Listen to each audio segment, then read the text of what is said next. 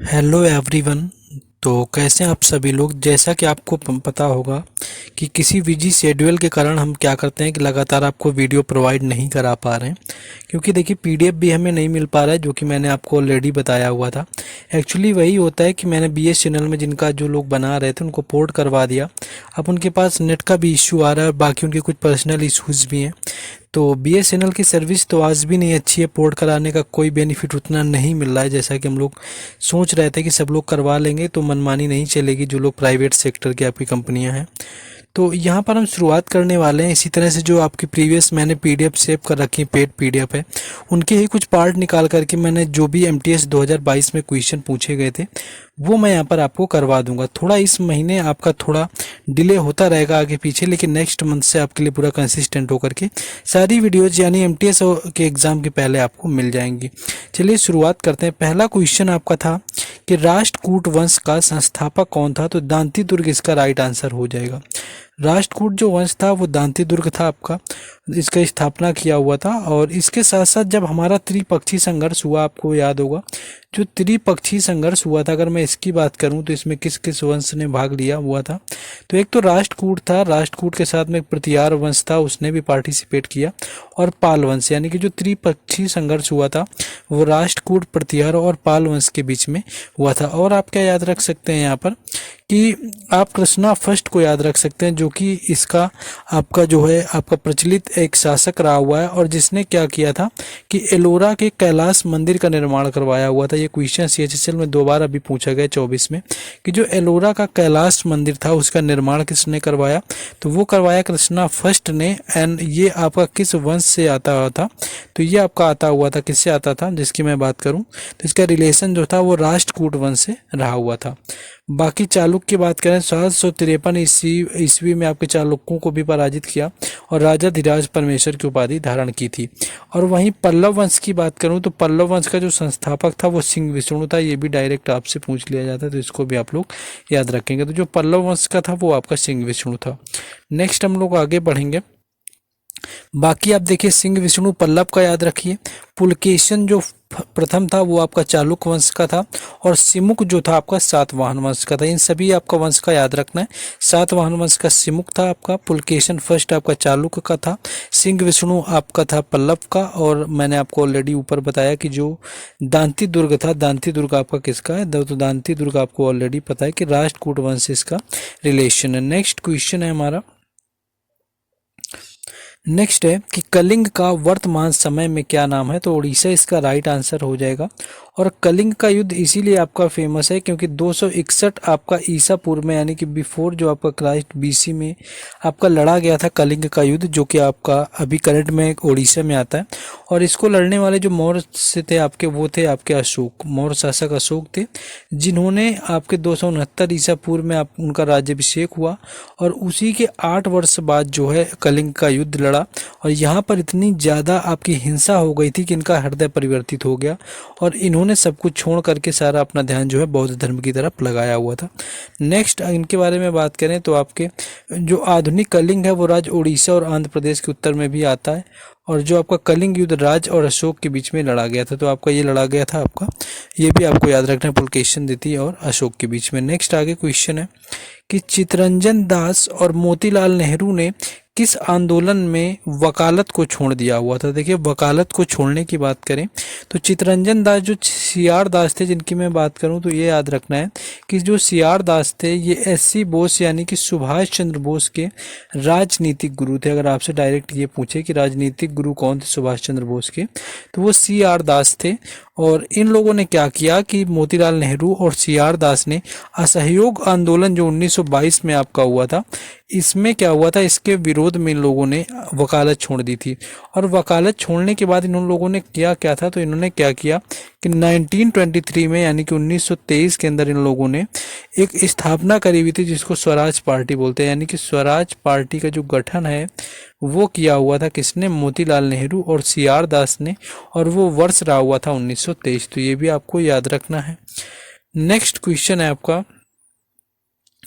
कि 1875 में दक्कन के साहूकारों और अनाज व्यापारियों के खिलाफ किसान विद्रोह किस राज्य में आरंभ हुआ था। देखिए किसान विद्रोह की बात करें तो 1875 में जो दक्कन आपका क्षेत्र था वहाँ पर जो साहूकार थे और अनाज व्यापारी थे, इन लोगों के बीच में एक विद्रोह हुआ था और ये आपका हुआ था महाराष्ट्र में। महाराष्ट्र इसका राइट आंसर हो जाएगा। नहीं, 1875 में बम्बई प्रेसिडेंसी के किसानों ने अपने सामने आने वाले जो भूमि संकट थे इसके खिलाफ इन्होंने विद्रोह किया हुआ था और इसका जो उद्देश्य था वो था साहूकारों के कब्जे में बंधुओं, फरमानों और अन्य दस्तावेजों को प्राप्त करना और उन्हें नष्ट करना। क्योंकि क्या होता था, आप लोगों ने मूवीज वगैरह में देखा होगा कि जो आपके साहूकार वगैरह होते थे वो गरीब किसानों की जो भूमि होती थी उनके कागजात जो है अपने पास रख लेते थे और उनको उन्हीं की खेती में आपका एज अ लेबर यानी कि मजदूर के रूप में काम करवाया जाता था।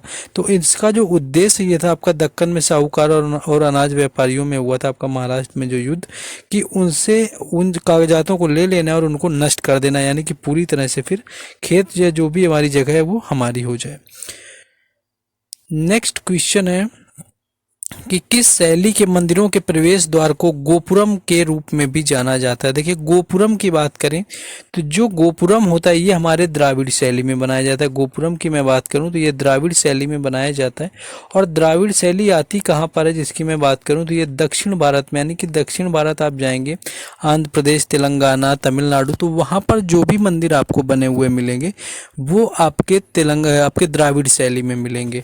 और यहीं जब आप आते हैं उत्तर भारत की तरफ, यानी कि जैसे कि आपका दशा अवतार मंदिर पूछ लेते हैं ललितपुर का जो आपका उत्तर प्रदेश में है, तो ये क्या है, ये आपके नागर शैली में, जो भी आपके उत्तर भारत के टेम्पल बने हुए हैं वो नागर शैली में है और जो आपके दक्षिण भारत के हैं वो आपके द्राविड़ शैली में। और इनका ही दोनों का मैच आपका होता है जिसको हम वेसर शैली के नाम से जानते हैं। और वेसर शैली में आपके नागर और द्राविड़ दोनों के मिश्र रूप से बने होते हैं जो कि आपके दक्षिणी पश्चिमी में आते हैं। जैसे कि मैं बोलूँ कर्नाटक के आप मंदिर की बात करें, कर्नाटक का जो होयसल मंदिर है आपका, ये आपका बात करें कर्नाटक का जो होयसल मंदिर है ये आपका बना हुआ है वेसर शैली में, उसका वेसर शैली का अच्छा उदाहरण है, तो याद रख सकते हैं। कर्नाटक वगैरह यानी कि दक्षिण पश्चिमी आप देखेंगे, पश्चिमी जो इलाका है वहां पर आपको जरूर देखने को मिल जाएगा जो आपका वेसर शैली में बने हुए। नेक्स्ट आगे क्वेश्चन है, नेक्स्ट क्वेश्चन है आपका कि वी सत्यनारायण शर्मा किस शास्त्रीय नृत्य के मतलब नर्तक के रूप में जाने जाते हैं।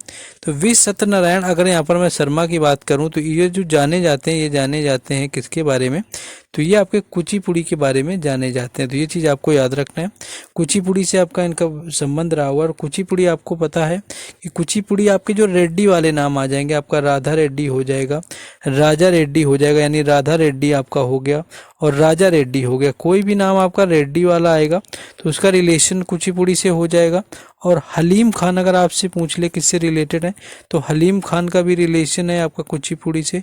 और कुचिपुड़ी की बात करें तो आंध्र प्रदेश का एक आपका जिला पड़ता है कृष्णा, और उस जिले में गांव का नाम है कुचिपुड़ी, उसी के नाम पर जो है इसका शास्त्रीय नृत्य आंध्र प्रदेश का रखा गया है। कई बार जो एग्जाम के अंदर ये क्वेश्चन यहाँ पर पूछा गया है। नेक्स्ट क्वेश्चन है आगे, इसके बारे में अगर और बताएं तो भारत सरकार ने क्या किया है कि वी सत्यनारायण को 1970 में पद्म श्री से सम्मानित किया। ये भी याद रखना क्योंकि अवार्ड वगैरह पूछ लेते हैं। तो पद्म श्री से सम्मानित किया 1970 में।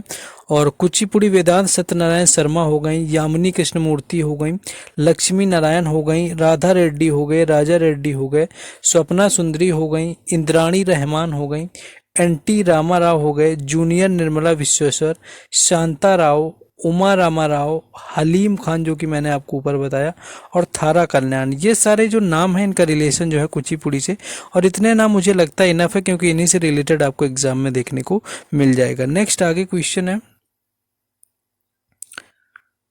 नेक्स्ट है कि कथक का केंद्र कहाँ पर स्थित है। तो कथक की मैं केंद्र की बात करूँ तो ये आपका दिल्ली में स्थित है। बाकी कथक जो डांस होता है ये आपका क्लासिकल डांस है उत्तर प्रदेश का, ये तो सभी को पता होगा। यानी कि जो कथक नृत्य का राष्ट्रीय संस्थान है जिसको बोलते हैं, ये आपका, जिसे हम कथक केंद्र के रूप में भी जानते हैं, ये आपका दिल्ली में स्थित है। और ये कथक के भारतीय शास्त्रीय नृत्य के नृत्यांगना संस्थान है। इसके अलावा ये बात करूँ तो संगीत नाटक अकादमी की एक इकाई भारत की राष्ट्रीय संगीत नृत्य और नाटक अकादमी 1964 से जो है आपके दिल्ली में स्थित है।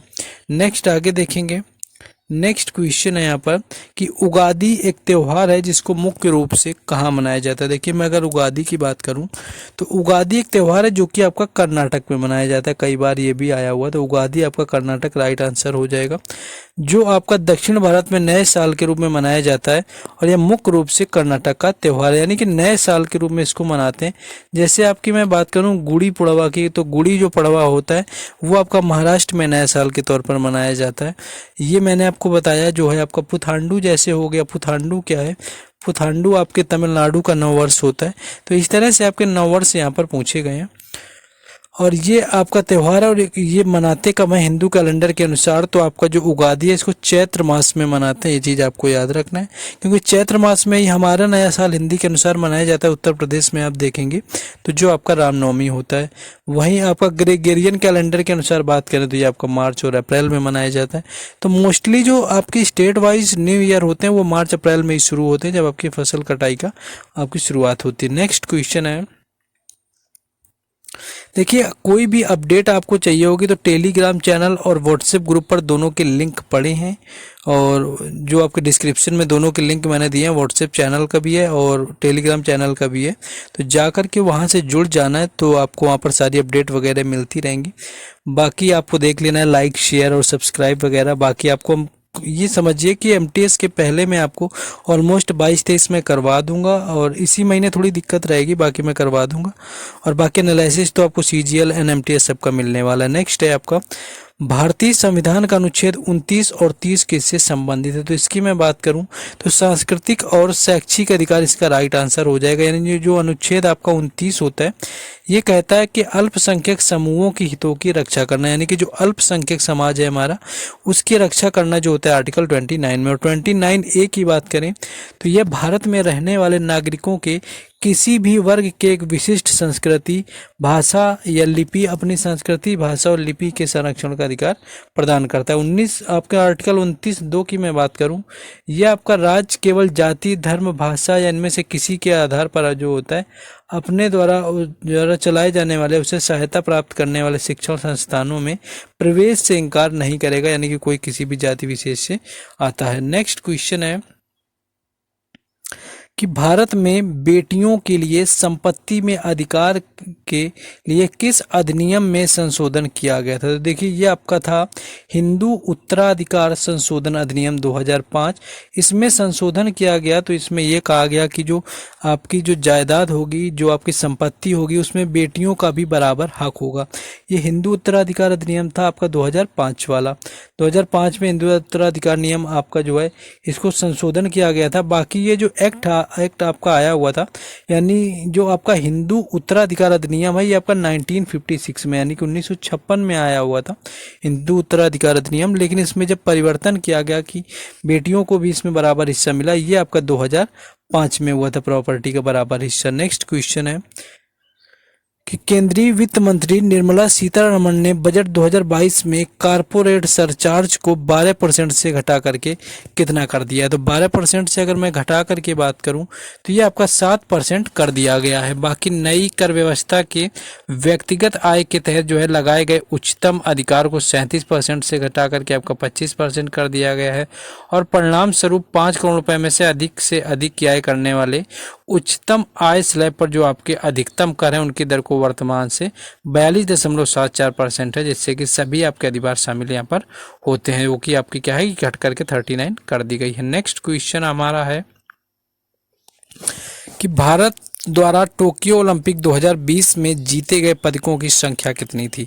देखिए अभी तो हमारा 2024 का चल रहा है और 2024 का आपका जो ओलंपिक हुआ ये पेरिस में हुआ है। ये चीज़ आपको याद रखना है। 3 मेडल अब तक जीते हुए हैं भारत ने, जो कि ब्रॉन्ज मेडल है, कांस्य पदक। तीनों आपके शूटिंग के अंदर जीते गए। एक तो मनु भाकर ने अकेले जीता जो कि पहला पदक था शूटिंग के अंदर, वही फिर मिक्स जब तो जीता तो आपके जो मनु भाकर और सरबजोत सिंह ने दोनों ने मिलकर जीता।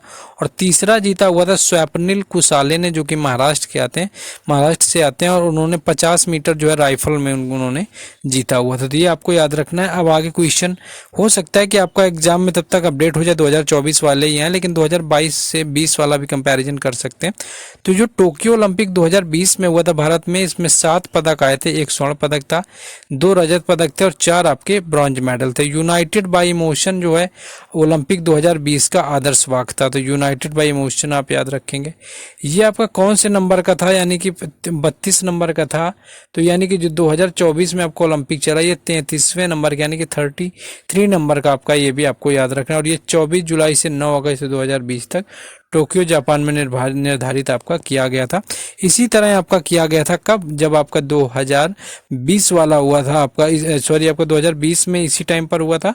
एंड 2021 का जो है वो भी अभी 2024 का, मैं 21 बोल रहा हूँ, तो 2024 का जो अभी चल रहा है पेरिस ओलंपिक, वो भी आपका 26 जुलाई से शुरू हुआ है और ऑलमोस्ट ये आपके 9 अगस्त तक चलने वाला है।